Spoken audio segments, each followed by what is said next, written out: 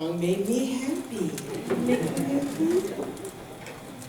In fact, is everybody happy? Yeah. Remember that phrase? Is everybody happy? It was made famous by that big band leader, Ted Lewis, back in the mid-20th century. Was he here? Were any of you alive during the mid-20th century? Maybe that's the other question. Okay. Well, he was a big band leader, and he used to say, "Is everybody happy?" And people would say, "Yeah," just like you did. But I wonder if he knew that that question would become one of the great life questions of modern-day society. I mean, really and truly, how many magazines, how many books, how many lectures, how many seminars, how many conversations revolve around this idea of happiness? What it is, how it feels, where we find it, how to recognize when we have it. I went to Amazon yesterday as I was preparing this talk to see if I could see how many book titles had the word happiness in it. I gave up after 101 pages with 12 book titles per page before I finally reached the end of that. So clearly, it's a question that people are asking. Maybe not, is everybody happy? But certainly, what is this thing called happiness, and where the hell do we find it? Right? So I love what Saul Gordon said about this. He said, happiness is found along the way, not at the end of the road. Happiness is found along the way, not at the end of the road.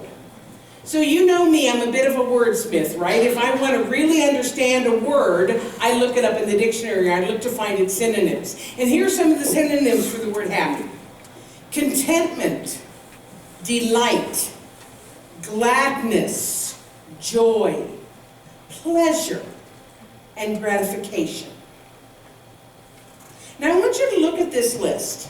Is there anything on this list that have anything to do with material things? Money, or a fancy house, or an exquisite vacation, or a lovely wardrobe? Anything there? No. This list is completely filled with words that convey a feeling, an emotion, an attitude. In other words, stuff, and really cool stuff, is not what makes us happy. Now, this is not to say that happy people don't have cool stuff. I'm a happy person. I have some cool stuff. I mean, cool stuff is cool. But it isn't the cool stuff that makes me happy. Could it possibly be that I'm happy, therefore I have cool stuff? Yes? Is that a possibility? Or maybe it's just that happy people know that it's not their possessions that make them happy, but it is their attitude that makes them happy. For instance, I know a couple that these people have every toy imaginable to man. They got a great house, they got a snazzy car, they've got an RV, they've got horses, they've got boats, they take wonderful vacations. And they are some of the most miserably unhappy people I know. Their marriage is based on one-upmanship. Oh, you got a new car? That means I can buy a boat. Honest to God, I heard them say that. And they have convinced themselves that their toys are making them happy, and yet they never talk to one another. Or if they do, it is not in a happy or loving or respectful way. It's nobody here, but do you know these people? Yeah? You know these people. Well, you know what? That isn't my definition of happiness at all. I don't care how much cool stuff they have. So Raymond Charles Barker, who was a contemporary, actually a student of Ernest Holmes, and then he went on to become quite a name in our teaching on his own. He wrote a book called The Power of Decision. And one of the chapters in The Power of Decision is called Decide to be Happy. Now, first of all, what a novel idea, huh? That we can actually decide to be happy. We don't have to wait for happiness to come find us, that we can actually make it our choice to be happy. But listen to what he says about happiness. He says, it is obvious that for most people in the world today, happiness is available. Everything is done that can possibly be done to make us happy. Our great corporations are producing more things for more people than ever before. We exist in almost a gluttony of things. And yet unhappiness continues at all income levels and in all types of people. If things do not make unhappy people happy, then what does? A change of consciousness is the answer. And very few people want to change their consciousness. Think about that. A change of consciousness is what will make an unhappy person happy. It's not a change of venue or a change of house or a change of car. Marcus Aurelius said this, very little is needed to make life happy. It is all within yourself, in your way of thinking. Everybody go like this.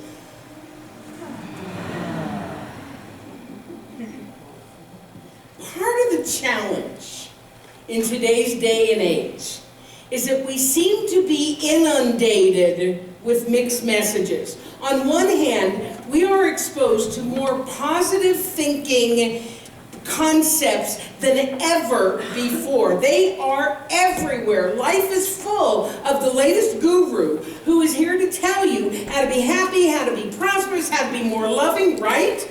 And don't get me wrong, I'm loving it. I love this. I follow some of them myself, in fact, and I particularly love it because they've made my job easier.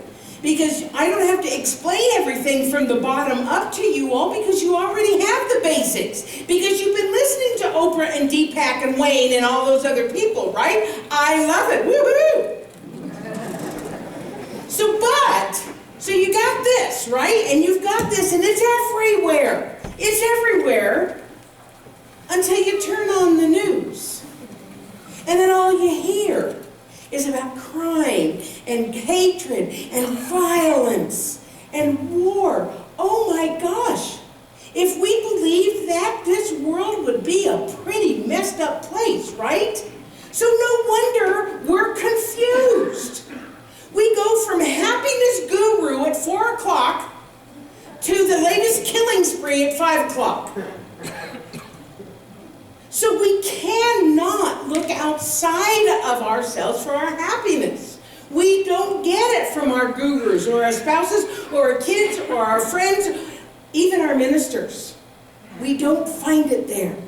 It's got to be a choice, and it's got to come from within. So the question is, where do we start? Where do we start? We start, first of all, by recognizing the source. The source of all good, the source of all happiness, the source of all peace, all prosperity, all life, all love is God. Or whatever you choose to call God, because you really know that God doesn't care. Do you get that? God doesn't care what we call it. There's some guy up there taking notes. Oh, you called me the wrong name. I'm going to smite you. No, it doesn't work that way. So when we recognize that this source of all things that we are seeking is God, and it is available to us at all times according to our acceptance of it. It's like, are you going to the source of everything with a thimble or an oil tanker?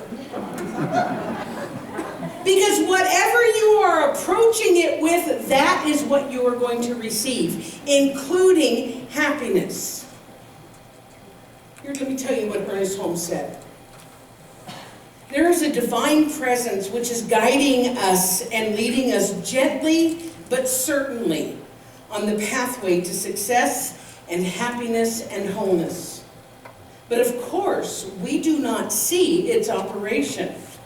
We do not touch it, or taste it or handle it, but we can feel it.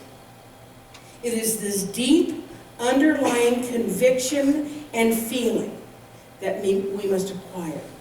That sense of knowing. Everybody again, go like this.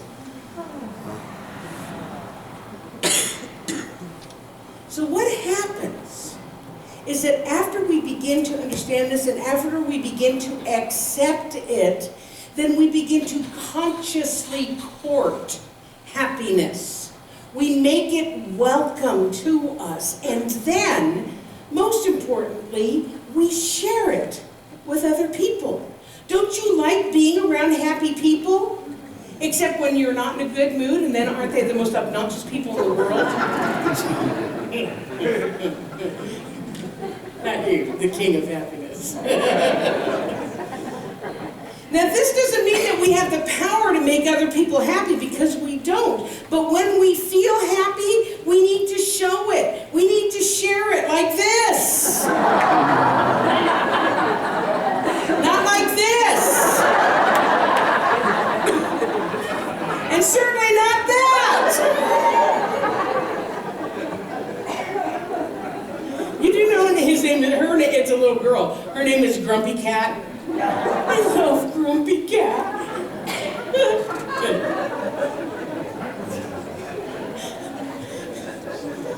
So in researching this idea of happiness, I found this kind of cool happiness inventory.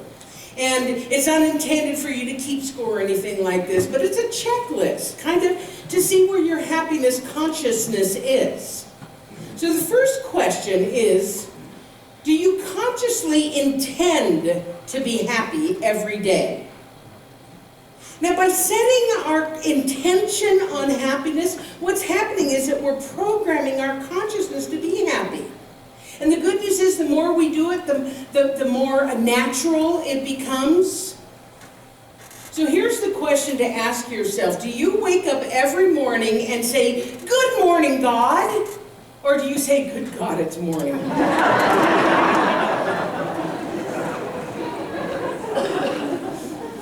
I was sharing this with Joanne earlier. I am not a morning person. And you must know how much I love you all to be here early and ready and prepared on a Sunday morning, right? I'm not a morning person.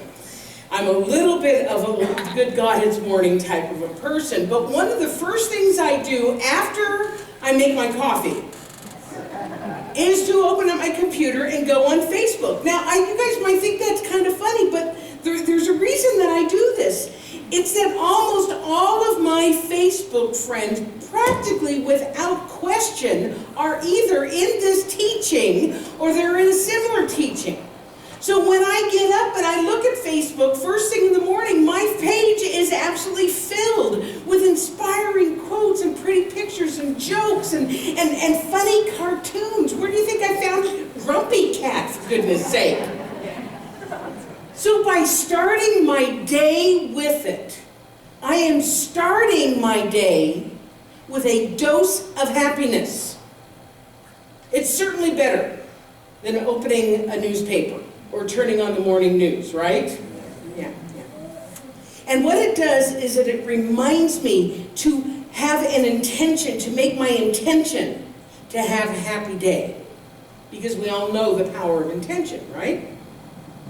So the second one is, do you take control over your life rather than feeling like a victim of circumstance or blaming others? Ew. We talk about this a lot, don't we? Because the truth is we can't always choose what happens to us, but we can always choose how we respond. Art Linkletter. Did you all have Art Linkletter? Okay. He said this.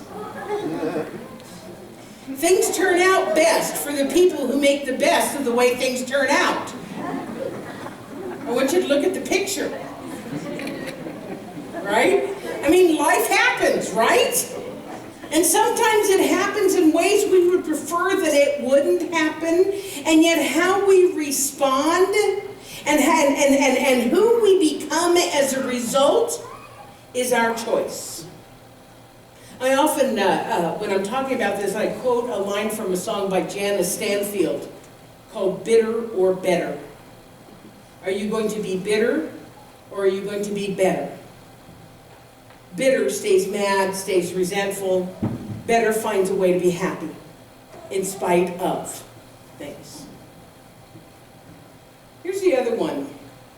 You identify what will make you happy, your interests and passions, and then integrate these things into your life. In other words, are you doing those things that you know make you happy? Even if you can't do it as your profession. I'm blessed. I'm blessed to have this as my profession. I mean, can you imagine getting paid to tell people what I think about things and tell jokes? This is my, oh, come on. So, but if you, even if you can't, I would do it for free. There's no board members here, are there? If you can't do it with your profession, you can do it as your hobby. And then who knows what happens here. For instance, we have a member of our community named Sandy Batten. Sandy, are you here? Oh, I told her I was going to talk about her today. Sandy loves to sing. It gives her such joy and such happiness. And because she loves to sing, and many of you know her, does this mean that she's going to go be famous, she's going to be a professional somewhere, and she's going to go on tour? I don't know, maybe. But because she loves it so much, and because it makes her happy, she belongs to a local chorus here called the Rhythm of the Rockies. It's a local chorus here in Calgary.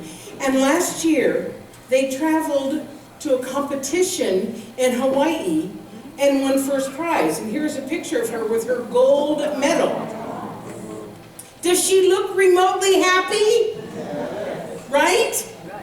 So if there is something that makes you happy, I was going to say it makes your heart sing, but it doesn't have to be that makes your heart sing. It can be digging in the dirt. It could be sewing. It could be working with numbers, although I can't imagine why that would make anybody happy, but it's right. Are you doing that thing? And if not, why not? The next one.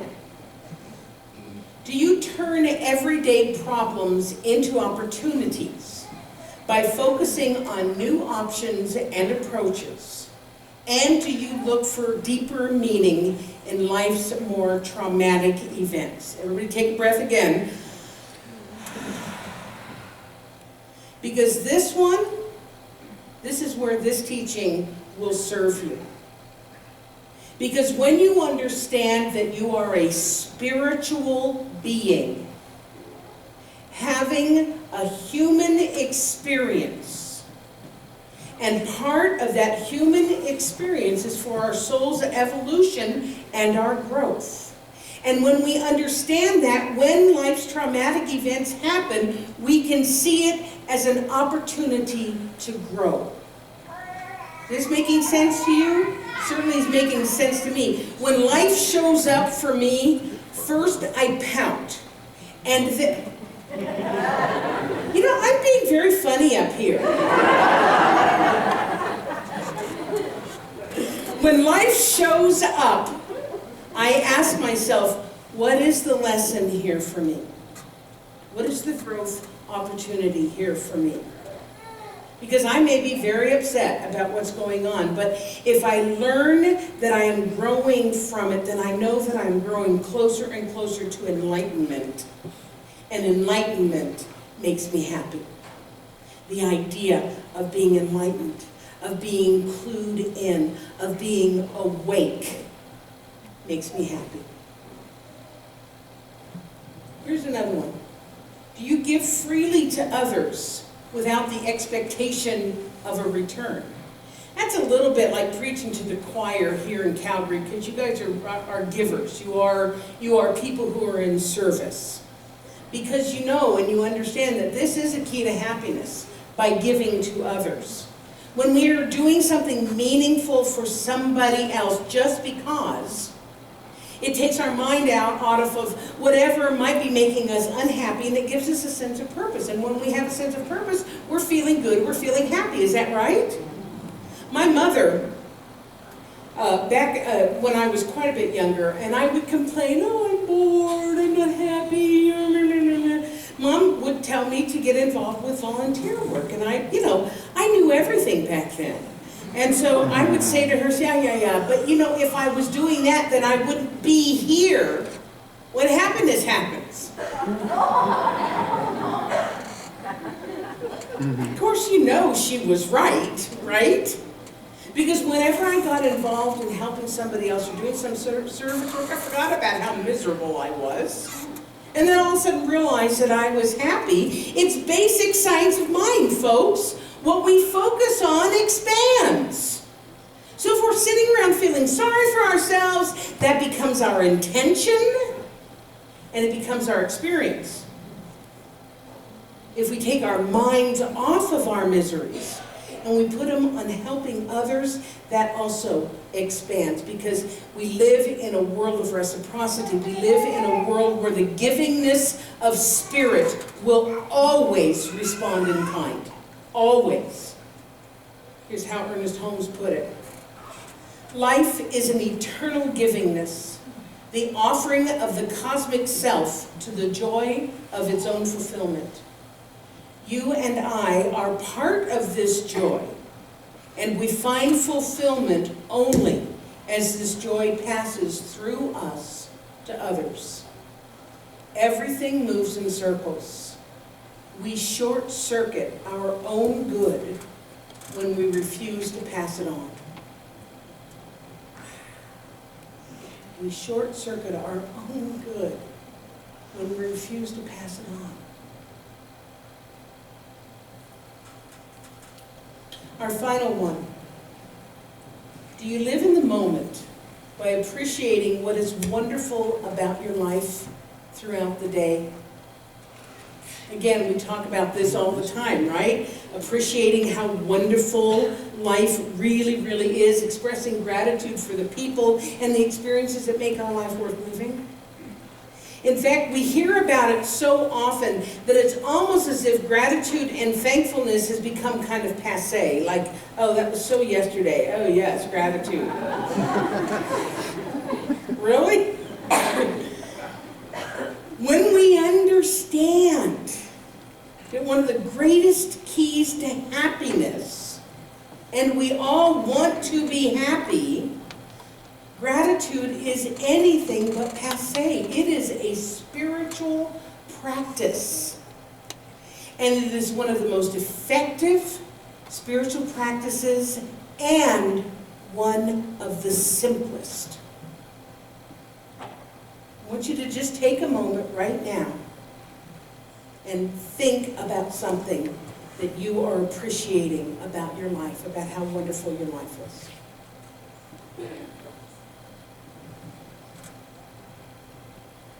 And now, if you dare, tell someone else. Just turn to somebody and tell them what you appreciate about your life.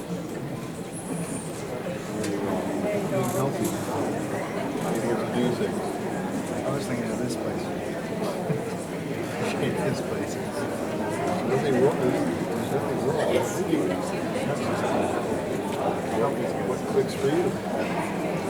Well, the healthy allows me to do this too. Yeah, healthy's good for nothing.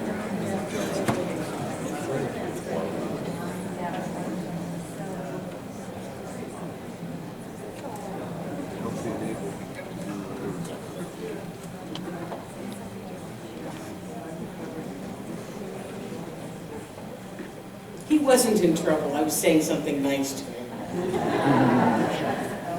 So now, I'm going to ask the question that I asked at the beginning of my talk, and you know what I expect to hear, right? Is everybody happy? And so it is. Let's go ahead and get this one going.